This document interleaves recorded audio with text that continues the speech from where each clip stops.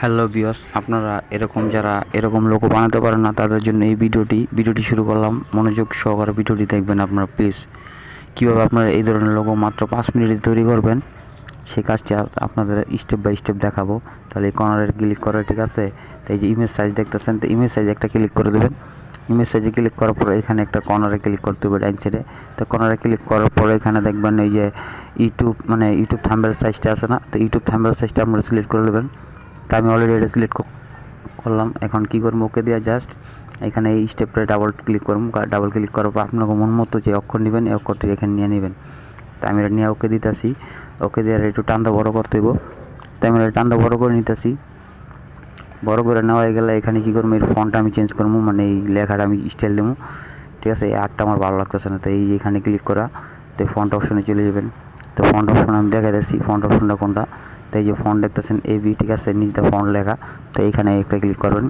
এখানে ক্লিক করার পর, ঠিক আছে, এখানে বিভিন্ন ধরনের ফন্ট আছে পিকচার ল্যাপের। তো এইখানে এই যে এই ফন্টটা আপনারা সিলেক্ট করে নেবেন। তো আমি এই ফন্টটা সিলেক্ট করে নিতেছি। এই ফোনটা সিলেক্ট করা গেলে দেখছেন আটটার স্টাইল ফিল্ম চেঞ্জ হয়ে গেছে অলরেডি। তো এই আটটার উপরে আমি একটা কালার দিম। তাই আমি একটা ব্ল্যাক কালার দিম। তাই কালারটা কীভাবে করুন, কোথা থেকে করুন দেখাইতেছি। তো অ্যাডের উপরে ক্লিক করে এই যে কালার অপশনটা দেখতেছেন, তো এই কালার অপশনটা একটা ক্লিক করে এখানে ব্ল্যাক কালারটা সিলেক্ট করে নেবেন।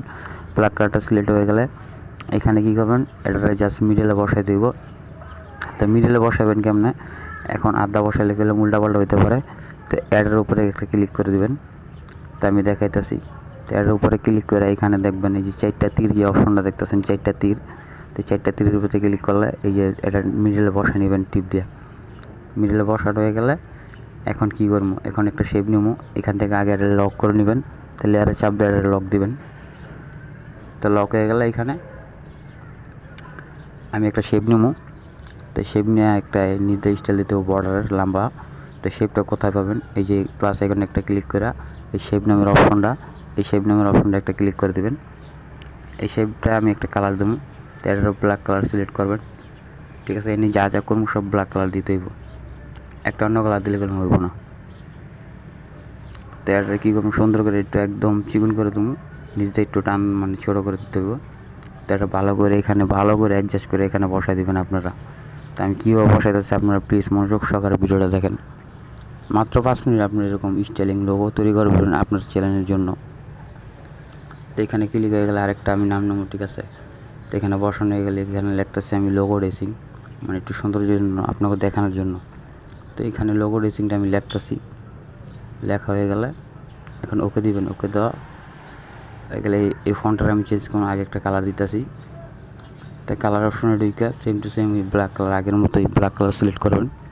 ব্ল্যাক কালার সিলেক্ট হয়ে গেলে তাই ফন্টে ক্লিক করবেন। তাই ফন্টটা আমি চেঞ্জ করবো লেখাটার। তো ফন্ট আশা করি কারা কেউ বুঝতে পারছেন। তাই ফন্ট অপশনে যে এখানে আমি কোন ফন্টটা নেব আমি দেখাচ্ছি। এই যে এই ফন্টটা তামিল ফন্ট, ঠিক আছে, তামিল স্টাইলিং। তার একটু ছোটো করে এখানে মিডলে বসাই দেবো। তাই মিডলে বসানো হয়ে গেলে এই এই পুরো তিনোটাতে আমার অ্যাডজাস্ট করতে হবে, মানে তিনোটা তো তিনটা আছে তাই না, একটা শেপ, একটা নাম, একটা লোগোর টেক্সট। তো তিনোটার আমি একটা করবো। একটা কীভাবে করবো, কোথায় করবো দেখেন। তো এগুলি প্রথম ভালো করে বসানো হয়ে গেলে একটু সুন্দর করে মিলাই নেবেন। তা আপনারা কী করবেন, এখানে এটি ভালো করে অ্যাডজাস্ট করে নেবেন। একটু উল্টা হলে গেলাম জিনিসটা সুন্দর হইব না, অসুন্দর হয়ে যাবো। পরে করবেন যে ভাই দেখালেন একভাবে, করলাম মানে বললে আরেকভাবে। তো এখানে কী করবেন, এই যে দেখেন এটা মার্ক করে তিনোটারে, এই মার অপশনে লেগে তিনোটারে মার্ক করে অ্যাডজাস্ট করে নিতে হইব। অ্যাডজাস্ট করতে পারবেন এই যে নিচে যে 5 নম্বর অপশনটা মাঝখানের।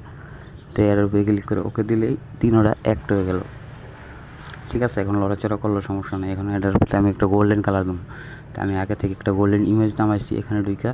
তো আমি গ্যালারিতে যাই, যে গোল্ডেন ইমেজটা, ঠিক আছে, আপনারা এটা ক্রোম বাজার থেকে নামাই নেবেন।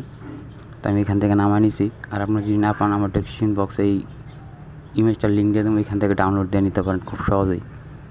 তো এখানে এনেবেল করে একটু বাড়ায় দেখি, এটা সুন্দর লাগেনি। এটা সুন্দর না লাগলে 100 থাকবো, কোনো লড়াচড়ার দরকার নাই। অলরেডি আমাদের একটা প্রফেশনাল লোগো তৈরি হয়ে গেছে মাত্র 5 মিনিটে, ঠিক আছে।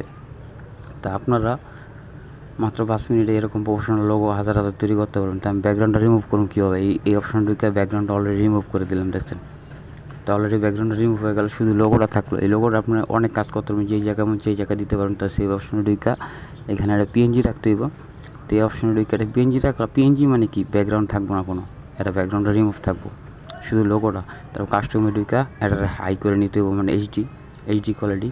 তার নিচে আলট্রা যে অপশনটা দেখতেছেন, আলট্রার উপর একটা ক্লিক করে দেবেন। তো আলট্রার উপর ক্লিক করলে এই যে সেভ টু গ্যালারি,